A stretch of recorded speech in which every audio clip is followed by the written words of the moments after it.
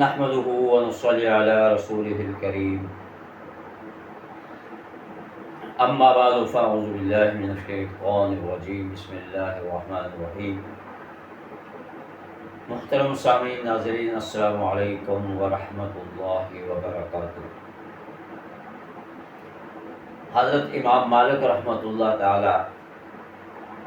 جو مدینہ منورہ کے اندر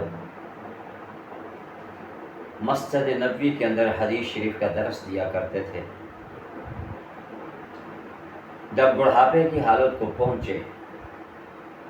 اور ان کا یہ معمول تھا کہ ہر سال وہ حج پہ تشریف لے جاتے ہیں، بڑھاپے کی حالت میں پہنچے تو بڑھاپے میں حج کرنا ان کے لیے مشکل ہو گیا،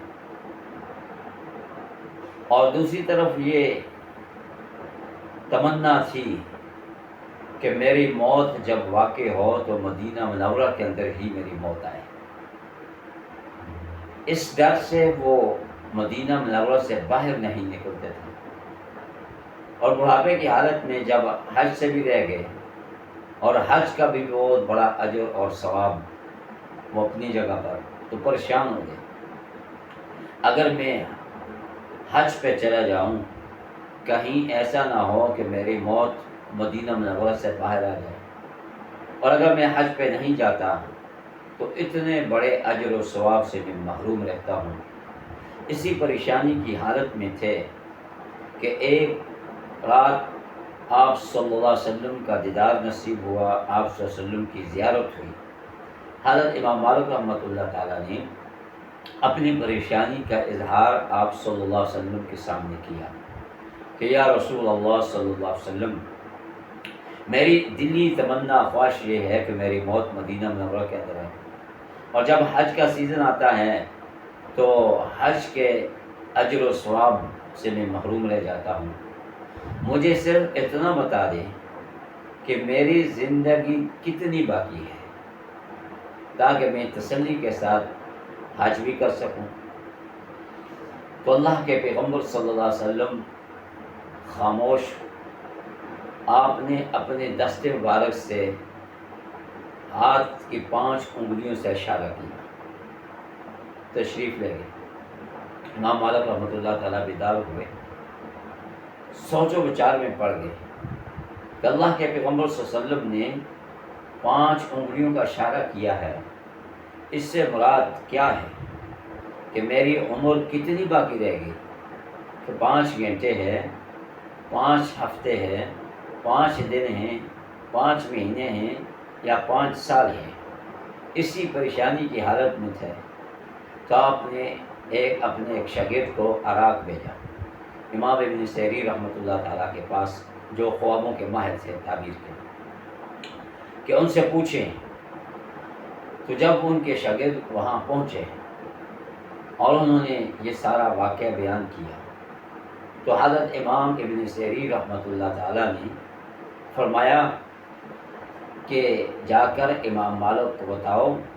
کہ اللہ کے پیغمبر صلی اللہ علیہ وسلم نے جو 5 کا اشارہ فرمایا ہے، اس سے آپ کی عمر نہیں بتائی، بلکہ اس سے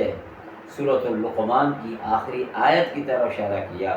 کہ جس آیت کے اندر اللہ تعالیٰ نے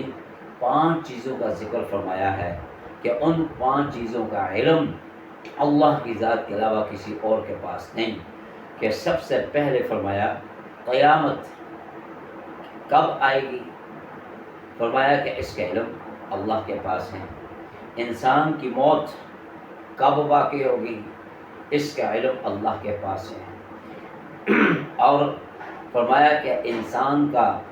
رزق، اس کا علم اللہ کے پاس ہے۔ اسی طرح فرمایا کہ مادر رحم کے اندر کہ لڑکا ہے لڑکی ہے، نیک بخت ہے یا بدبخت ہے، اچھا ہے یا برا ہے، اس کا علم اللہ کی ذات کے علاوہ کسی اور کے پاس نہیں۔ اسی طرح فرمایا کہ انسان کل کیا ہوگا، اس کے ساتھ کیا معاملہ پیش آئے گا، کل کا علم اللہ کی ذات کے پاس ہے۔ اور ایسے ہی فرمایا کہ بارش کب واقع ہوگی، کہ کتنی ہوگی، اس کا علم بھی اللہ کی ذات کے پاس ہے۔ اللہ کی ذات کے علاوہ کسی اور کے پاس نہیں۔ فرمایا کہ یہ وہ چیزیں ہیں کہ ان میں سے ہر شخص یہ جاننا چاہتا ہے، لیکن فرمایا کہ اللہ کے علم کے علاوہ کسی اور کے پاس ان 5 باتوں کا علم کسی کے پاس نہیں۔ تو اس لیے حضرت امام مالک رحمۃ اللہ تعالیٰ پھر فرمایا کہ یہ 5 ایسی چیزیں ہیں، یہ غیب کے خزانوں سے ہیں، اور غیب سے ان کا تعلق ہے، اللہ کی ذات کے ساتھ ان کا تعلق ہے، اللہ کی ذات کے علاوہ کسی اور کوئی علم نہیں رکھتا ان کے بارے میں۔ دعا فرمائے کہ اللہ تعالیٰ ہم سب کو عمل کرنے کی توفیق عطا فرمائے۔ وآخر دعوانا الحمد للہ رب العالمین۔